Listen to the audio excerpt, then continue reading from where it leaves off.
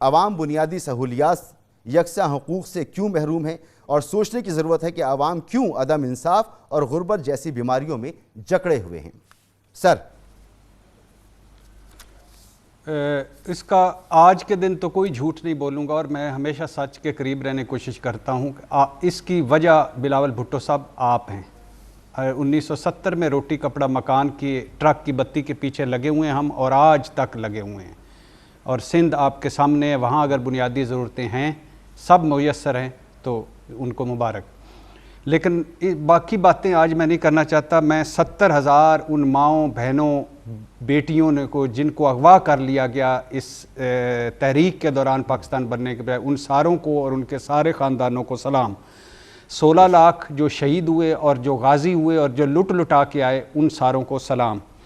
سب قربانیاں دینے والے آج بھی جو دے رہے ہیں اور کل بھی جنہوں نے دی تھی، ان سب کو سلام۔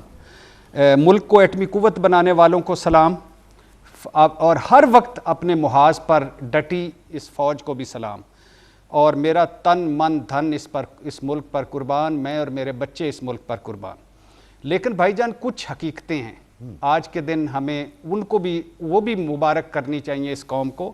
نیم آزاد نیم غلام قوم کو یوم آزادی مبارک۔ IMF اور FATF اور امریکہ اور CPEC اور چین کے نرغے میں جکڑی ہوئی قوم۔ بدحال کراچی، تباہ حال کوئٹہ، پرائی جنگوں میں جلے پشاور، مافیاز میں گھرے لاہور، عجیب دورائے پر کھڑے جی بی، اور سب بنیادی سہولتوں سے محروم مظفر آباد کو سے بھی آزادی مبارک۔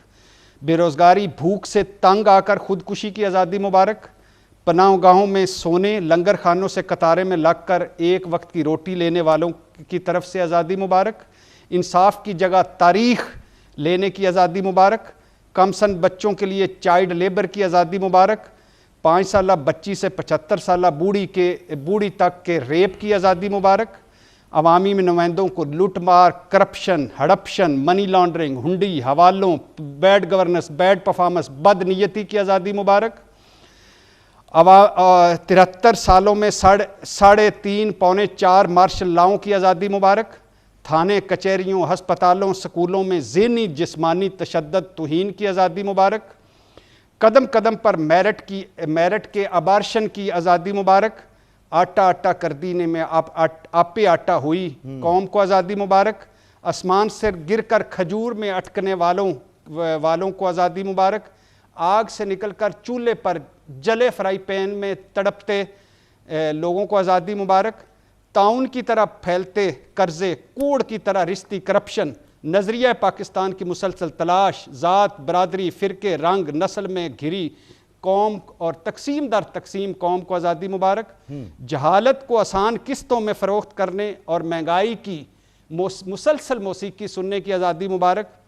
ایک قبضہ گروپ سے ہمیشہ 73-74 سالوں میں لیاقت علی خان کے بعد ایک قبضہ گروپ سے دوسرے قبضہ گروپ میں کو جوائن کرنے یا جانے کی آزادی مبارک۔ جھوٹ بولنے، کم تولنے، ملاوٹ کرنے، گھوسٹ سکولوں کی آزادی مبارک۔ کتوں گدھوں کا مٹن کھانے، چوہے کے قیمے کے سموسے بنانے، مردہ جانور کی انتڑیوں سے کوکنگ آئل بنانے کی آزادی مبارک۔ 2-3 جملے رہ گئے، سن لیجئے گا۔ ہسپتالوں کو کے ویسٹ سے بچوں کے فیڈر بنانے کی آزادی مبارک۔ ضمیر فروشی، قلم و فتویٰ بیچنے، جعلی کلیموں، جعلی ڈگریوں کی آزادی مبارک۔ اپنی مرضی کے ٹھگ، چور، ڈاکو، بے روپیے، جیب کترے، ڈبل شاہ چننے کی آزادی مبارک۔ اور غداری، کافر ملک دشمن کی فیکٹریوں والے پاکستان سے آزادی مبارک۔ اور آخری جملہ ذرا غور سے سنیے گا اس پوری قوم کے لیے، آدھے پاکستان میں پورا قومی ترانہ سننے کی آزادی مبارک۔ آدھے پاکستان میں پورا قومی ترانہ سننے کی آزادی مبارک۔ ٹھیک ہے بھٹی صاحب، یہ تلخ حقیقتیں ہیں عمران خان کا، یہ تمام تلخ حقیقتیں ہیں جو ہمارے سامنے موجود ہیں بھٹی صاحب۔ اور عمران خان صاحب کا نہیں، جی عمران خان کا جو پیغام سنایا، 3 سال ان کو ہو گئے ہیں، کیا تبدیلی لائے ہیں۔ شہباز شریف صاحب کو ان سے پوچھنا ہے کہ خدا کے لیے یہ جو جعلی قسم کا ایک بیان جاری کیا ہے، ان کے کریڈٹ پہ کیا ہیں؟ ٹیٹیاں ہیں؟ اور 25 والیمز ہیں. بھٹی صاحب ان پر آتا ہوں میں، ان پر آتا ہوں. ان کا جو کنڈکٹ ہے سیاسی رہنماؤں کا، سیاسی جماعتوں کا، ہمارے سیاسی کلچر کا جو کنڈکٹ ہے اس پر میں بالکل آتا ہوں، لیکن آپ نے ایک طویل فہرست اور تلخ حقائق ہیں، اس سے انکاری نہیں ہے.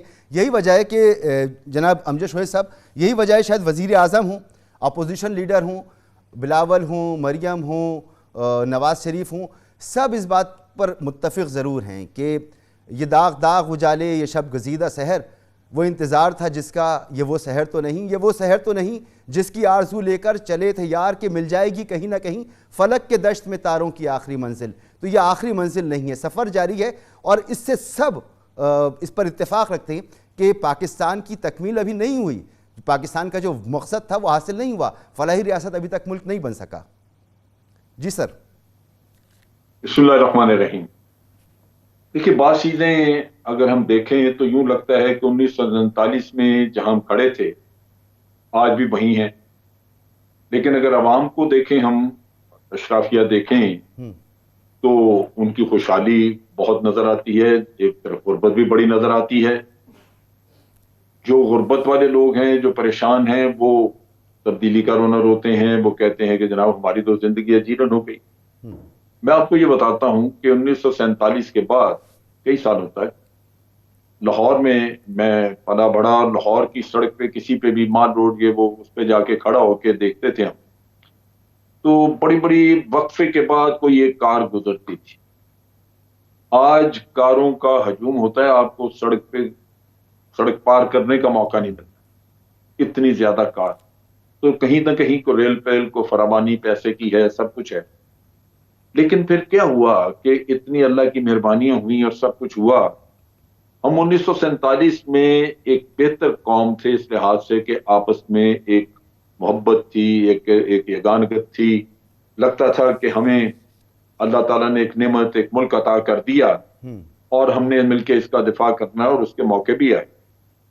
لیکن آج ہم لسانیت، صوبائیت، علاقائیت اور اس کے علاوہ مسلک اور مذہب کے مختلف چکروں میں بٹے پڑے. اور یہ 11 اگست کی تقریر اگر آپ قائد اعظم کی سامنے رکھیں، اس کو سنیں، میں بڑا حیران ہوتا ہوں کہ اس زمانے میں انہوں نے، کیونکہ پاکستان بنا اور وہاں اس وقت یہ اناج وغیرہ کی قلت تھی، مجھے یاد ہے ہم راشن کارڈ لے کے تو ڈپو سے جا کے راشن دیا کرتے تھے. تو انہوں نے بڑا اپنی تقریر میں کہا کہ ذخیرہ اندوزی نہیں کرنی، اقربا پروری نہیں ہونی چاہیے، میرٹ کی بنیاد پہ لوگوں کو، کیونکہ جاب بے پناہ نکلے، ہندو چلا گیا تو یہاں پہ بڑی اپرچونٹیز تھی. لیکن آج بھی دیکھتے ہیں کہ میرٹ کو کوئی نہیں پوچھ رہا. مختلف محکموں میں، مختلف جگہوں پہ آپ کو اپنے ہی پولیٹیکل ساتھی، رشتہ دار لوگ وہ نظر آتے ہیں. اسی طرح آج بھی یہ جو ہم رونا روتے ہیں کہ مہنگائی بڑھی، وہی ذخیرہ اندوزی اور بلیک مارکیٹنگ کا کام ہے. کیا رمضان کے مہینے میں وہی چیزیں جو کچھ وقت پہلے ایک قیمت پہ ملتی ہیں اس سے 6 گنا زیادہ قیمت ہو جاتی ہے؟ کیوں ہو جاتی سر؟ کیوں ہوا؟ کیوں؟ اخلاقی طور پہ ہم اپنے آپ کو اگر جانچیں، دیکھیں تو ہم پہلے سے کہیں زیادہ گر چکے ہیں. ہماری اچیومنٹ ہیں، ہم کہتے ہیں کہ ہم نیوکلیر پاور بن گئے، ہم نے بڑا تعلیم یافتہ لوگوں کی تعداد بڑی زیادہ ہو گئی،